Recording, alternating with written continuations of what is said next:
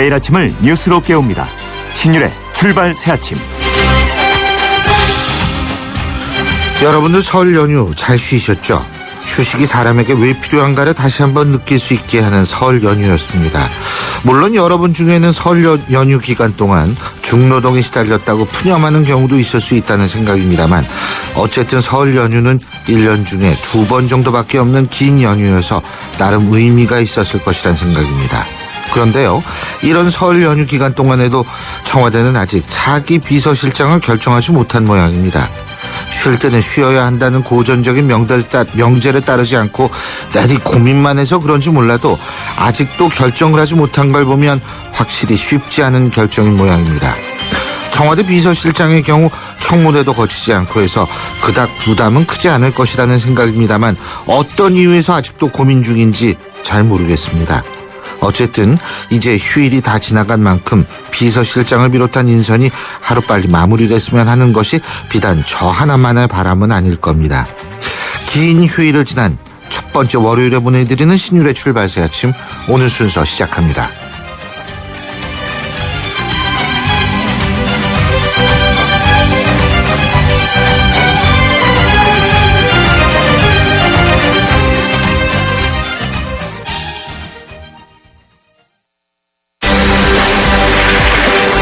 뉴스를 읽어드립니다. 뉴스를 보여드립니다. 뉴스를 들려드립니다. 최영일의 뉴스 매거진. 예, 긴 설 명절 연휴 끝에 다시 월요일이 왔습니다. 지금까지 들어온 뉴스, 지난주 동안에 들어온 뉴스 한번 정리해 보겠습니다. 최영일 시사평론가 나와 계십니다. 어서 오십시오. 안녕하세요. 예. 자, 이번 주 지나가면 다음 주부터는 개학이거든요. 개강? 3월이죠. 예, 그렇습니다. 네. 그래서 대학생들의 입장에서 볼 때는 마지막 방학을 보내는 월요일이다, 이렇게 볼 수도 맞습니다. 있고, 저 역시 마지막 방학 중에 월요일이다, 이렇게 볼 수 있는데 참 시간이 빨리 갑니다. 그렇죠. 자, 오늘 카피는 어떤 겁니까? 네, 오늘 카피 일주일 가까웠던 연휴 네. 정리하면서 민심 밥상 얘기로 밥상. 한번 해보죠. 예, 밥상 좋죠. 네, 밥상. 뭐 귀성, 귀향, 역귀성, 오랜만에 가족들 모여 앉아서 또 이 길이 잘 뚫렸다는 분도 있고요. 또 예. 많이 밀렸다는 분도 있고요. 예. 시간대에 따라서 다 달랐는데. 그게 인생은 선택이라는 것을 정난하게 보여주는 거죠. 맞습니다. 이번 예. 연휴 이제 경길에도 느끼셨을 텐데, 자, 명절 밥상에서 이 세상사 돌아가는 얘기 오랜만에 가족분들과 많이 나누셨겠죠. 예. 자, 첫 번째 메뉴 전체 요리. 에피타이저가 나오죠. 예. 보통. 이게 무슨 얘기를 나눴을까? 이제 민심을 한번 쭉 신문과 방송에서 정리해봤더니 역시 이제 개각 이야기가 많이 나왔더라고요. 네.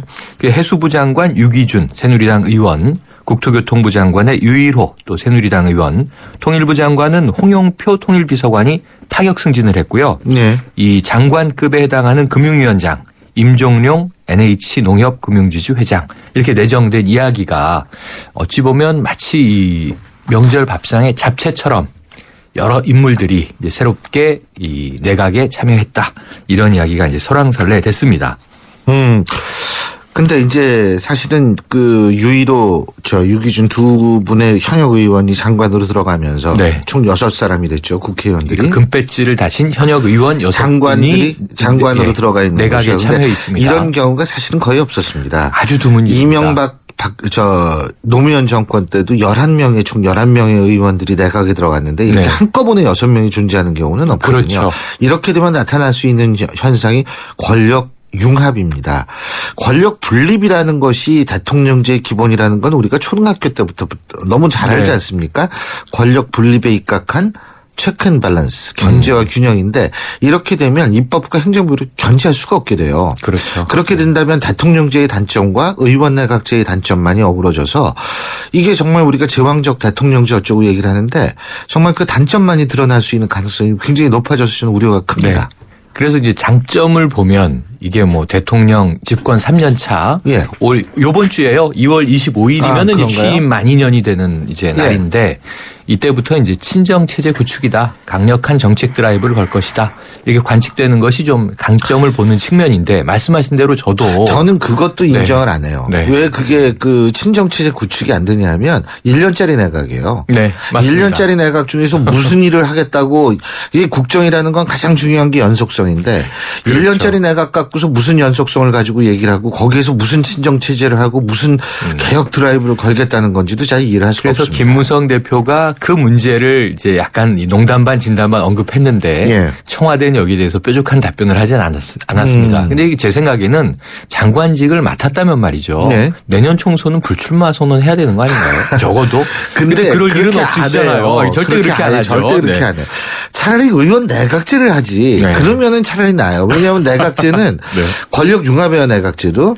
입법과 사법 권력 융합인데 내각제의 총리는 임기가 없기 때문에 언제든지 바꿀 수가 있잖아요. 근데 대통령제는 임기제이기 때문에 이건 바꾸지도 그렇죠. 못한다고요. 그래서 현재 청와대와 정부 안에 사실상의 내각제가 구축된 거 아니냐. 그러니까 아예 하는- 내각제를 네. 하는 게 낫지. 차라리 그럼 이제 이럴 개헌 거면. 논의 또 해야 되는데 네. 이게 복잡해집니다. 자, 그럼 이제 민심 밥상의 메인 요리, 주요리를 소개시켜 드리면요. 아무래도 명절 전전날 표결에서 가까스로 턱걸이 통과를 해서 임명된 이완구 총리. 예. 계속 이제 명절 연휴 내내 이 매스컴에 등장을 하셨거든요. 광폭 행보를 보였다. 신문을 딱 펴니까 조간신문에 뭐라고 써 있냐면 대통령급 광폭 행보. 이완구 총리 이렇게 나와 있었는데요. 네. 이 김종필 전 총리, 이희호 여사, 전두환 전 대통령을 이제 찾아뵙는가 하면 네. 뭐 이건 의례적인 국가 원로의 예방이다 뭐 이럴 수 있지만 혹은 또 정치적 의도가 있는 거 아니냐 또 이제 JP를 찾았을 때 JP와 리틀 JP의 만남 해서 이제 여러 가지 화제가 됐고요. 또 철원 15사단 전방부대를 방문 병사들과 맞주어를 나눴는가 하면 네. 또 어제는 세월호 합동 분향소를 조문하고 유가족을 위로했습니다. 여기서 유가족들과의 간담회가 있었는데요. 네. 조속한 인양 요청을 받았어요. 이 총리는 정부기관으로서 절차가 필요하다. 공식 통보를 받은 뒤에 결정하겠다. 답하면서도 유가족들의 말씀을 유념해서 종합적으로 판단하겠다. 이렇게 덧붙였습니다. 예, 그렇군요. 광폭 그리고 행보 어떻게 보셨어요? 광폭 행보요? 뭐 아니 그거야 이제 뭐 그럴 수 있죠. 총리가 된 이상. 근데 그 행보를 보인다고 책임 총리가 되는 건 아니거든요. 맞습니다. 그렇기 때문에 중요한 건 행보를 보이는 것보다는 제가 볼 때 행동을 보여줘야 된다. 이런 생각을 중요한 하죠. 말씀이시네요. 예, 예. 행보보다 행동을 보여달라. 좀 시드니 오늘 말빨이 네. 막 터지네 그냥. 그러네요. 예. 자, 실천해달라. 예. 이런 이야기죠. 그런데 이제 제일 재밌었던 것은 민심 밥상이라고 이제 카피를 잡았습니다만 예. 이 국민들이 가장 관심이 있었던 것은 나오지 않은 메뉴예요. 그러니까 잡채도 먹고요. 그렇죠. 뭐 갈비도 먹고 그랬는데 만둣국이 안 나왔습니다. 네. 근데 있잖아요. 제일 화가 나는 게 식당에서 언제 다음 음식이 나올지 모르는데 안 갖다 줄 때. 네. 이 사람이 돌죠. 그렇죠. 예. 근데 국물을 먹어야 되는데 국물이 예. 안 나왔고 예. 명절 끝나고 드리겠습니다 해서 어찌 보면 이게 마무리 식사가 후식이 돼버린 격인데 네. 이르면 오늘 그 메뉴가 나올 수도 있고 뭐 늦어도 25일 취임 만 2년을 맞기 전에 인사하겠다. 그럼 지금 가능성은 청와대가 오늘 발표할 수도 있고 내일 예. 할 수도 있고 모레 할 수도 있어요. 예. 바로 이제 비서실장 후임 인선입니다. 이게 가늠이 불가능한 것이요. 원점 재검토 이야기가 연휴 중에 나왔고요. 예. 이미 명절 연휴 접어들기 전에 예. 제가 뽑아본 그 후임 13명 하마평이 정도. 15명입니다. 15명이었나요? 15명 예. 중에 이게 통합형, 화합형, 실무형, 정무형 뭐 여러 가지가 있어서 또 대통령이 편해야 한다. 올드보이 그룹이냐, 영보이 그룹이냐, 뭐 참신한 이제 젊은 인사냐. 예. 여기에 또 항상 깜짝 인사 카드가 준비되어 있기 때문에 그러면 이제 15명을 넘는다고 봐야겠죠. 예. 근데 과연 누구일지. 예. 저는 연휴 언제 대통령께서 낙점을 하셨을지. 예. 설마 어제까지 낙점을 하셨겠죠. 근데 전 이해가 안 가는 게 비서실장은 문자 그대로 비서예요 그냥. 비서죠. 네? 그건 뭐냐면 우리가 이거 관심 가질 이유도 없어요. 네. 우리는 대통령과 장관과 이렇게 총리나 이렇게 공식적인 그 행정 선상에 있는 분들의 그렇죠. 관심을 가져야 되고 비서실장 그냥 비서인데 본인이 좀 쓰다가 안 좋으면 딴 사람을 갈아치면 되는 거거든요. 근데 뭐 비서실장 이거를 그렇게 좌고우면하고 훌륭한 분을 모셔야 된다? 비서실장이 재상이 아니거든요. 예. 그러니까 이렇게 미루시다 보니까 예. 총리도 이제 가까스로 통과, 뭐 이제 이 이완구 총리 카드가 빛이 좀 발했다. 또 이제 내각 인선, 아까 말씀하신 대로 이게 사실상의 내각제냐 아니냐, 친정체제 구축이냐, 친박 의원들이 또 대거 들어가 있는 거죠, 정부에 등등인데 누구는 의원 내각제 비서실장이 아니라 친박 내각제라고 그러던데. 비서실장이 가장 중요한 자리처럼 보이는 거예요. 왜냐하면 근데 너무 그거- 고심을 하시다 보니까. 글쎄요. 그거 정상 아닙니다. 그 대통령을 위해서도 그거 좋은 거 아니에요. 그래서 저도 비서실장 인선에 막 탕평책 얘기 나오고요. 그거 되게 웃긴 지역 얘기예요, 안배해야 그거. 된다는 얘기 나오고요. 지금 저는 비서실장이 대통령이 한 편하면 되는 거 아닙니까? 그렇죠. 대통령이 쓰고 싶은 사람 쓰면 되는 거예요. 그거는. 그거 우리가 뭐라 그러는 게 아니고. 그럴 수 역대 없어요. 이 대통령 비서실장에 이렇게 관심을 뜨겁게 가진 적이 없었습니다. 있었던가. 네. 비서실장이 제일 좋은 비서실장 누군지 아세요? 기억이 안 나는 비서실장이 제일 있는 좋은 듯 비서실장입니다. 없는 듯. 네. 그럼요. 맞습니다. 대통령을 다 하기 위해서 총알은 자기가 맞고 네. 공은 대통령이 돌리는 게 비서실장인데 뭐 이 사람이 그렇게 중요해요. 그리고 또 이제 재밌는 현상이 이 연휴 직전에 드디어 이 김기춘 비서실장의 사의를 받아들이기로 했다. 이런 보도가 나와서 네. 이걸 저는 사표수리라고 이해를 했는데 사표수리는 오늘 한다고 하네요. 그래서 그 사이에는 또 이 비어 있는 공석인데 예. 이게 현영택 그 정책조정 수석이 예. 이 대행했거든요. 비서실장을. 그랬는데 김기춘 이 전 비서실장인지 비서실장인지 아직 모호한데 또 이제 이 그 김종필 전 총리의 부인 이 박영옥 여사가 이제 별세하시지 않았습니까? 예, 예. 여기 또 대통령을 대신해서 조문을 갔어요. 그래서 대통령은 과연 조문을 가시는 걸까 안 가시는 걸까? 왜냐하면 또 이 친인척 관계지 않습니까? 그렇죠. 어찌 보면 이제 사촌 언니가 되시는데 예.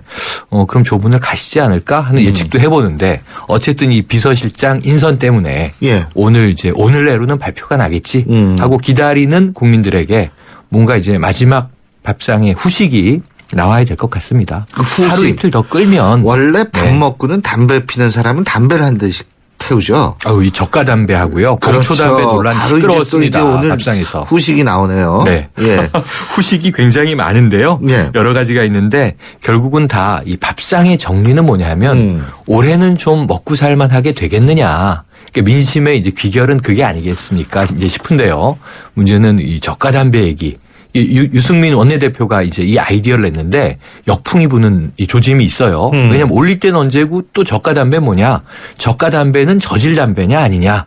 그렇다면은 이건 또 이 신분증을 가져가서 사야 되는 거냐. 소득증명원을 가져가서 사야 되는 거냐. 또는 이게 불법 유통되면 어떻게 하느냐. 막 갑론을박대고 있거든요.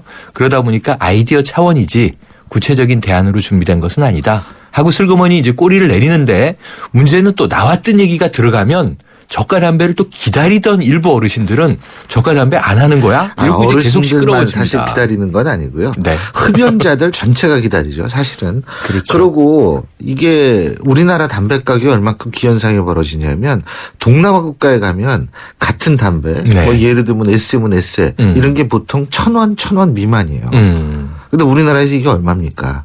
그러니까 4,500원 된 거죠. 실제적으로 이런 것들을 아는 분들 같은 경우에는 사실은 고운 눈초리를 보낼 수가 없죠. 네. 예.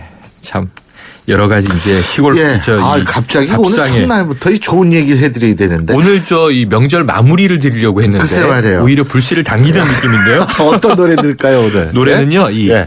창민과 이현이라는 예. 아주 가창력 좋은 뮤지션들이 이 프로젝트 밴드로 옴무라고 구성을 했는데요. 네. 오늘 노래 밥만 잘 먹더라. 밥만 잘 먹더라. 네, 들으시죠. 그렇죠.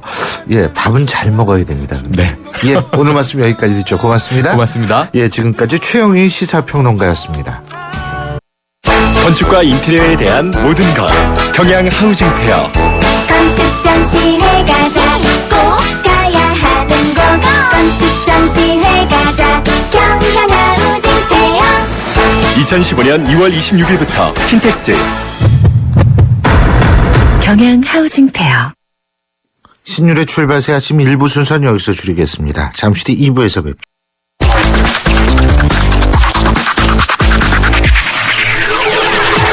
신율의 출발 새 아침. 신율의 출발새 아침 2부 순서 광고 듣고 시작합니다. 해피 쉐비 뉴 이어. 온 가족이 모이는 설 연휴. 쉐보레와 함께 기분 좋은 기성길 되시라고 2월 한 달 쉐보레를 구입하는 모든 분께 최대 120만 원의 풍성한 할인 혜택을 새해 선물로 드립니다. 전시장 및 홈페이지 참조, 일부 차종 제외. Chevrolet, find new roads. 박지은 주부 설거지 클리어. 청소 기술 만점. 자, 최고난도 미션인데요. 아하, 안아줄 힘이 없네요. 어떡하죠? 피로부터 풀고 하세요. 지금은 피로가 풀리는 바카스 타임. 풀려라 5천만, 풀려라 피로. 바카스. 여러분은 지금 대한민국 유일의 보도 채널 YTN 뉴스 FM에서 보내드리는 신율의 출발 새 아침을 듣고 계십니다. 사회적 안전망이라고 우리가 흔히들 얘기하죠. 그 사회적 안전망 중에 가장 중요한 부분 바로 건강보험입니다. 그런데 어쩐 일인지 지난해 건강보험 재정은 최대 흑자를 기록했다고 하는데 돈이 없어서 병원에 가지 못하는 환자들은 오히려 늘었다고 하죠. 비급여 진료비 그리고 법정 본인 부담금과 같이 높은 환자 부담 탓에 병원에 가지 못하는 빈곤 환자가 많아서라고 하는데요. 김종명 내가 만드는 복지국가 건강보험 하나로 팀장 연결해서 보다 자세한 입장 들어보겠습니다. 김 팀장님 안녕하세요. 예, 안녕하십니까. 예. 근데 이름이 길어요. 내가 만드는 복지국가 네. 건강보험 하나로 팀장. 예, 아이고. 근데요. 어쨌든 지금 설 연휴 기간에도요. 정말 여러 가지 돈도 없고 병도 있어서 자살하는 그런 일들이 심심치 않게 발생을 했다라는 얘기들이 보도가 되고 있지 않습니까? 예, 그렇습니다. 이게 굉장히 참 우리로서는 슬픈 일인데 예. 이게 지금 우선 그 실태부터 좀 말씀해 주시죠. 그래서 그러니까 이제 아프면 병원에 가봐야 되지 않습니까? 근데 이제 아파도 병원에 가지 못하는 게 있어요. 그런 분들이. 예. 국민 건강 영양조사라고 하는 조사를 매년 하는데 그 자료에 보면 이제 미치료율이라고 있습니다. 예. 병원에 가야 되는데 병원에 가지 못한 이런저런 이유로 예. 가지 못한 경우가 최근엔 대략 12% 정도가 예. 12% 정도의 국민이 아파도 병원에 못 가는 거죠. 다른 여타의 여러 이유로요. 이 비율은 그렇게 늘고 있지는 않습니다만 문제는 병원에 가지 못하는 이유 중에서 경제적인 이유, 그러니까 결국 돈의 문제 때문에 가지 못하는 비중은 오히려 조금씩 증가하고 있습니다. 예. 이제 특히 이제 저소득층 같은 경우에는 더 심각한 상황이죠. 아무래도 저소득층일수록 아픈데도 돈이 없어서 병원에 가지 못하는 비중이 아무래도 소득이 있는 사람에 비해서는 더 많겠죠. 예. 최근에는 경기가 워낙 좋지가 않아서요. 사실 저소득층뿐만 아니라 전체 국민이 소득이 좀 있든 없든 중산층까지도 이 경제가 좋지 않아서 아마 의료비 지출을 좀 급격히 좀 둔화시 부리고 있는 상황으로 보입니다. 근데요, 지금 12%가 돈이 없어서 못 간다 이런 말씀 하셨는데, 의료 보호 대상자들이 있지 않습니까? 예. 의료 보호 대상자들 같은 경우, 그러니까 이런 의료 보호 대상자 말고 병원에 못 가는 사람들이 12% 된다 이런 말씀이세요? 아니면 12%의 전체 국민에서 12% 정도가 그렇다면 여기 의료 보호 대상자도 들어갈 거 아닙니까? 들어갑니다.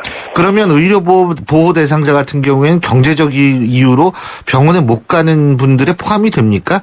제가 알기로 의료 보호 대상자 같은 경우에는 돈이 없더라도 병원에 갈 수가 있는 것으로 알고 있거든요. 잘못 알고 있는 그렇습니다. 건가요? 맞는데요. 예. 의료 보호 대상자들 같은 경우에는 우선 건강보험료를 내지는 않고요. 예. 그다음에 일반적으로 본인 부담이 없지만 예. 병원에 가게 되면 그렇더라도 이제 보험이 안 되는 이제 특진료라든지 여러 이제 비급여 진료가 있지 않습니까? 예. 비급여 진료비에 대해서는 전액 부담을 하게 되는 거죠. 예. 이제 더 문제는 현재 의료 급여 수급자들이 전체 국민의 대략 3%가 조금 안 됩니다. 예. 근데 우리나라 빈곤율은 일반적으로 10에서 15% 정도로 보고 있거든요. 예. 그러니까 빈곤층들이 대부분 이 빈곤층 중에서 극히 일부만 의료 수급자로 분류가 해당이 되기 때문에. 그 의료 보호 대상자죠? 예. 실제 빈곤층에도 불구하고 의료 수급으로 기초생활보장 대상자가 되지 않는 국민들이 굉장히 많은 거죠. 예. 이분들 같은 경우에는 특히 이제 경제적인 이유로 그래서 병원에 가지 못하는 경우가 굉장히 많다라고 볼 수 있습니다.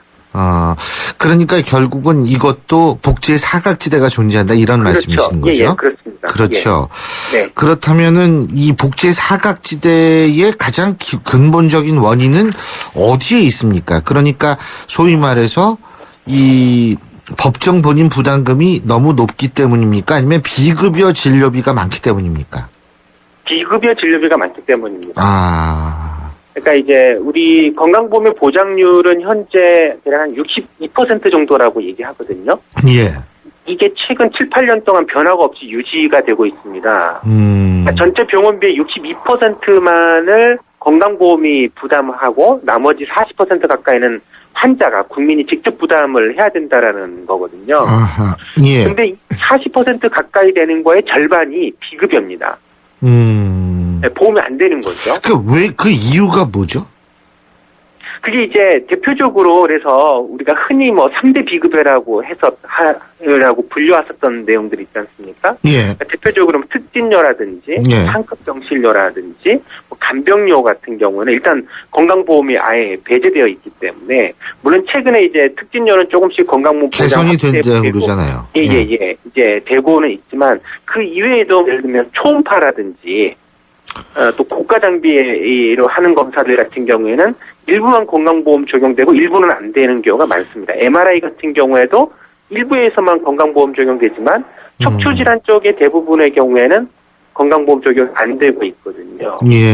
그러니까 병원에 가서 치료를 받다 보면 이런 건강보험 적용이 되지 않는 비급여가 많이 나오기 때문에 전체적으로 이 병원비 부담이 올라가게 되는 겁니다. 국민들이 피부로 느끼게 되는 부담이 병원비 부담이 큰 거죠.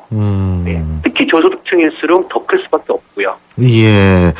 그러면은 이렇게 비급여가 많은 이유가 우리나라 건강보험 재정이 튼튼하지 못해서 그런 건가요? 그렇죠. 예.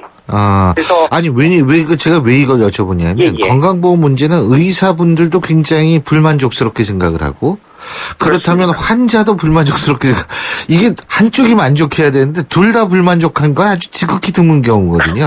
예? 예. 그래서 제가 여쭤본 거거든요. 뭐 둘 다 만족하려고 한다라고 하면 방법은 있죠. 건강보험 보장을 대폭 높이는 겁니다.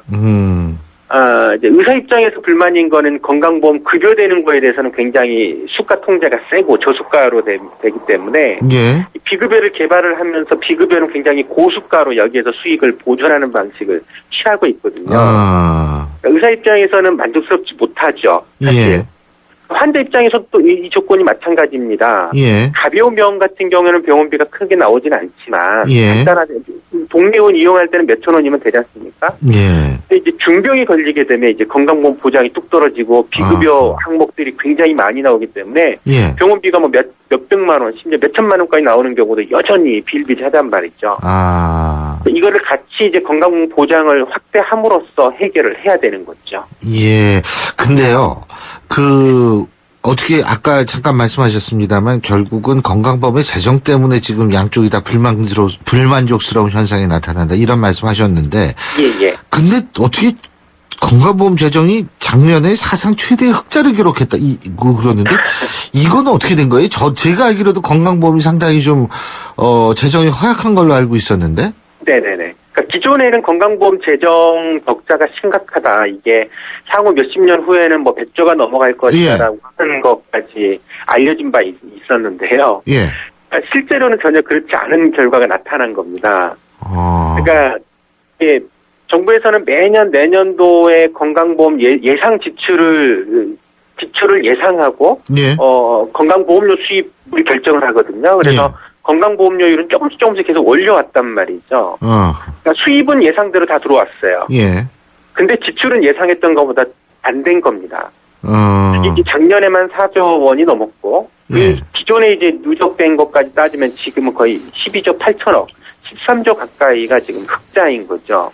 그러니까 정부에서는 분명히 이 정도 의료비 지출을 할 거다라고 생각했는데 하지 않은 거예요. 예. 국민들이 뭔가 이유가 있는 거죠. 예. 병원에 가야 되는데 병원에 어찌됐든 적게 간 거죠. 아하. 네. 그렇다면은 좀 이런 흑자가 유지가 되면은 아까 말씀하신 비급여 쪽이 좀 줄 수 있는 확률이 존재하나요? 그렇습니다. 예로 지금 13조 가까이가 건강보험 재정 흑자이기 때문에 네. 만일에 이 흑자 재원을 건강보험 보장 확대에 쓴다라고 하면 현행 건강보험 보장률의 60%대에서 평균 80% 이상으로 충분히 만들 수가 있어요. 특히 이제 입원 같은 경우에는 큰 병원비가 많이 나오는 게 이제 입원 진료인데 입원했을 때나 큰 예. 병원에 갔을 때 예. 이럴 때 보장률은 더 떨어지거든요. 입원 같은 경우는 90%로까지도 만들 수 있는 재원입니다. 그러고도 남아요. 그래서 지금 흑자 재정이 과거의 건강보험 역사에서 이렇게 건강보험 흑자가 많이 나온 유례가 전혀 없습니다. 예. 그래서 이 흑자 재정은 가능하면 전에 보장성 확대 지출을 좀 해야 되지 않느냐. 저희는 그렇게 주장을 하고 있는 거죠. 그렇군요. 근데 네네. 그거 말고도 예를 들면은 다른 어떤 이 빈곤층의 복지 사각, 의료 사각을 해소하기 위한 다른 보강 대책도 필요한 거 아닙니까? 이제 빈곤층 같은 경우에는 특별하게 더 고려를 해야 될 지점들이 있지만 예. 우선적으로는 건강보험 제도는 모든 국민을 포괄하고 있기 때문에 예. 이게 이제 소득과 무관하게 아픈 만큼 충분히 치료받을 수 있는 혜택이 주어지려고 하면 일단 건강보험 보장을 높여야 되는 거죠. 예. 물론 이걸 좀 선별적인 방식으로 저소득층부터 먼저 보장률을 좀 더 높이는 방식으로도 가능하겠지만 예. 건강보험 설계는 굉장히 보편적 복지제도로 설계되어 있기 때문에 특별하게 누구에게는 예를 들면 비급여에 대해서 혜택을 주고 특정 누구에게는 비급여에 대해서 혜택을 안 주고 이런 방식이 좀 어렵습니다. 그러니까 비급여 혜택을 급여화시키려고 하면 전 국민에게 혜택을 주어야 되는 거죠. 예. 그러니까 예를 들면 소아암이 항상 문제가 되는데요. 예.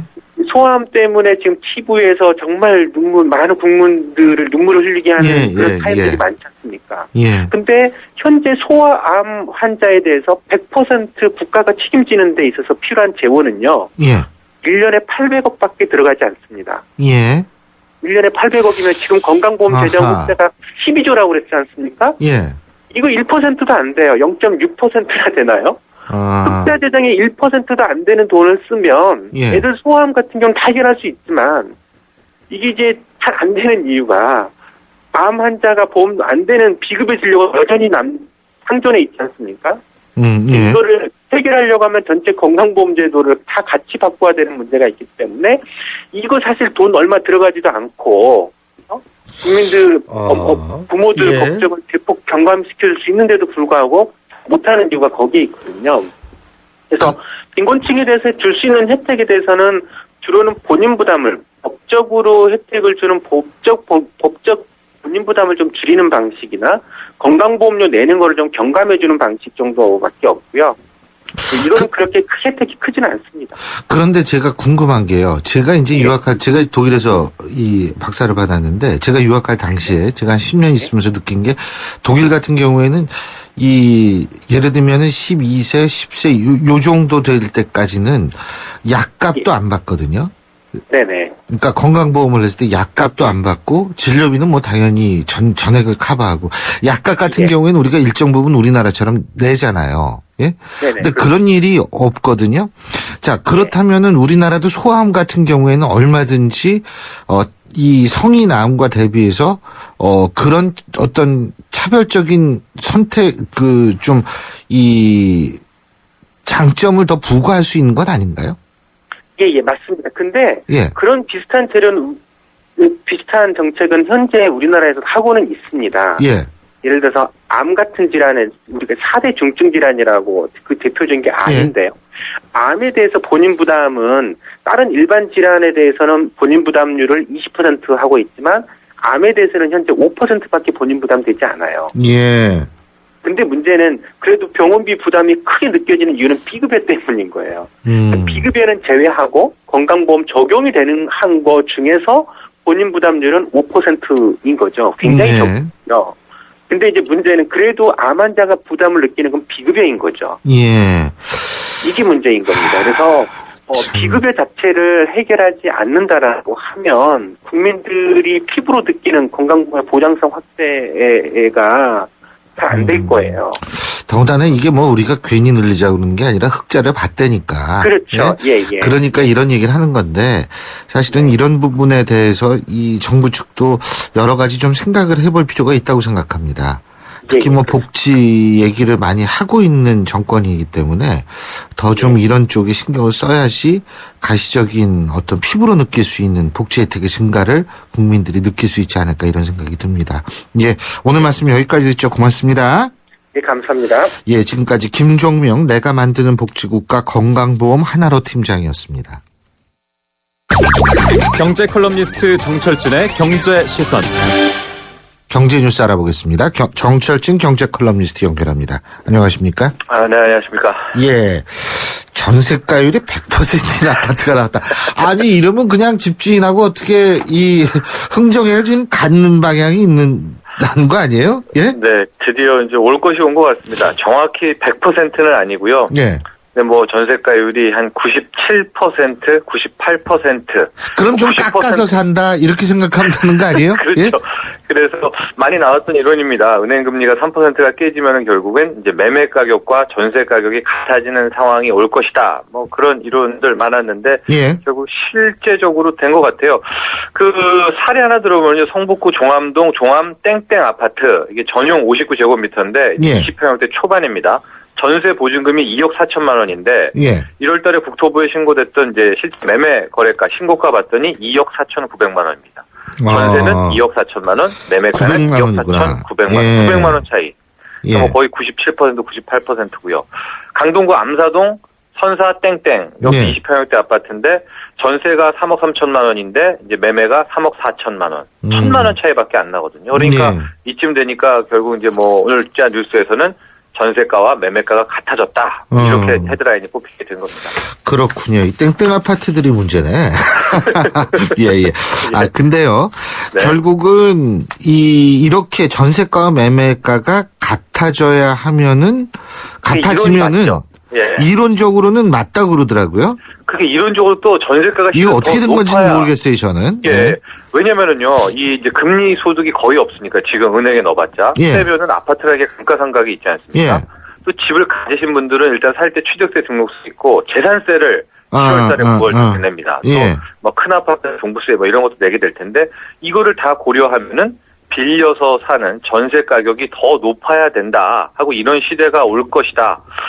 이게 이제 많은 주장이었었고 저도 굉장히 일리 있다 이렇게 봤거든요. 예. 그러니까 전세가가 실은 더 높아야 되는 게 맞다는 겁니다. 매매가보다. 그냥 세금과 감가상각을 줘야 되는데 실제로 경기도에서는 이런 사례가 나왔는데 경기도 화성시 병점동의 땡땡 아파트 전용 60제곱미터 이게 20평형대 후반인데 전세가가 최고 1억 7천만 원이었는데 국토부 신고된 거 최근 거 봤더니 1억 6,900만 원. 그러니까 더 이 아파트 높네요. 경우에는 전세 가격이 100만 원이 이제 더 높게 나온 거였는데요. 지금 뭐 전세가율 전체적으로 전국에 보면은 70.2%인데, 그러니까 집값이 1억이다 하면 전세가가 평균적으로 7천만 원이라는데 제가 보기엔 이게 의미가 없습니다. 왜냐하면은 전세 물량이 없고 요즘 반전세라고 그래가지고 예. 실은 전세가 플러스 나머지 월세 계약을 한단 말이죠. 예. 그러니까 시장에 가보면은 이미 한 평균적으로 80%는 전세가가 매매가에 붙어 있지 않나 이렇게 되는데 올해 가장 핫 포인트가 과연 이제 여기까지 이제 승부가 왔는데 결국 이 집을 사야 되느냐 말아야 되느냐. 그렇죠. 세입자들이 집을 결국 사는 데까지 몰리게 될 것이냐 아니면 끝까지 버티면서 실은 뭐 이런 전세 가격이나 반전세 가격을 매매가보다 더 높이 주고서라도 집을 안 살 것이냐. 이런 어떻게 해야 돼요? 저는 이제 크게 두 가지 보라고 하는데요. 예. 우리나라 금리가 이제 기준금리가 1%대로 떨어지는지, 예. 한국은행이 한 번 더 금리 인하하는지 보시고, 미국이 6월달에 금리 인상을 합니다. 예. 이럴 경우에 전 세계적으로 경제가 어떻게 되는지를 한 번만 보시면 되는데, 미국이 금리 인상을 했는데 정말 전 세계가 막 혹독하게 또 죽는다. 그럼 이제 지금 현금 들고 있어야죠. 예. 근데 금리 인상을 했는데도 뭐 괜찮네.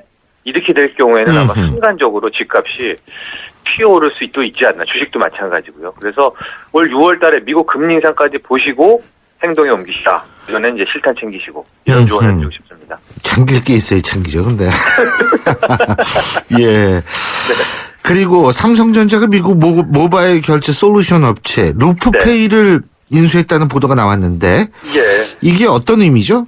연휴 때 이거 큰 뉴스입니다. 연휴 때 나왔던 뉴스인데 우리가 이제 쉬고 있으니까 이 뉴스는 이제 월스트리트저널 같은 외신을 통해서 먼저 공개가 됐는데 예. 이제 루프페이라는 이제 모바일 결제 시장 업체입니다. 모바일 결제 대행 업체인데 예. 이제 사들였다 삼성전자가 하고 루프페이 창업자들 멤버들을 고스란히 이제 삼성전자로 끌어들인다. 근데 인수가액은 이제 노코멘트 됐습니다. 언급이 안 됐었는데 이 루프페이라는 데가 이제 마그네틱으로 되는 이제 띡 갖다 대는 겁니다. 이제 핸드폰을 그대로 이 결제기에 단말기에다 갖다 대면은 결제가 되는 그런 특허를 보유하는 곳인데 예. 애플 같은 경우에는 이제 애플페이라는 자체 모바일 결제 시스템이 있습니다. 근데 삼성은 없어가지고 그동안 한 2013년부터 이 루프페이와 많이 접촉을 했었는데 결국에 이 루프페이를 이제 삼성전자가 사들이게 되는 그런 뉴스입니다.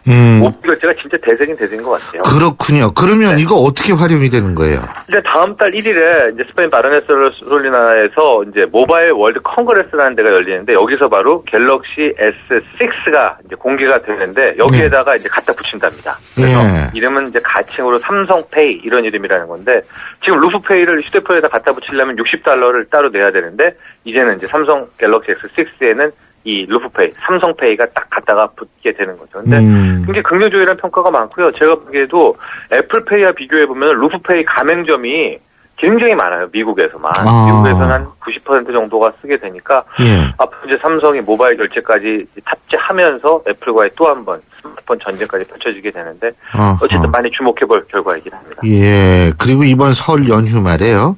네. 我是中国来的 이 중국산 관광객들, 예, 네. 이 유커들, 네. 효과가 엄청났던 모양이에요. 그렇죠. 정확한 통계는 실은 아직 안 나왔어요. 이제 오늘 출근해가지고 쭉 매길 텐데, 이제 일부 기자들 중에 어제 막 이제 막 급하게 쫙 모여가지고 냈는데, 대부분 백화점들만 봤더니, 이 2주 동안, 설 연휴 포함 2주 동안 30%에서 많게 70% 예. 매출 증가가 있었는데, 역시 유커에 도움을 많이 받다. 예. 근데 실은 이제 작년이나 재작년 기사 보면은 거의 100%대 증가폭이거든요. 아하. 근데 올해는 왜 이거밖에 안 되지? 그래도 이게 괜찮은 거다. 왜?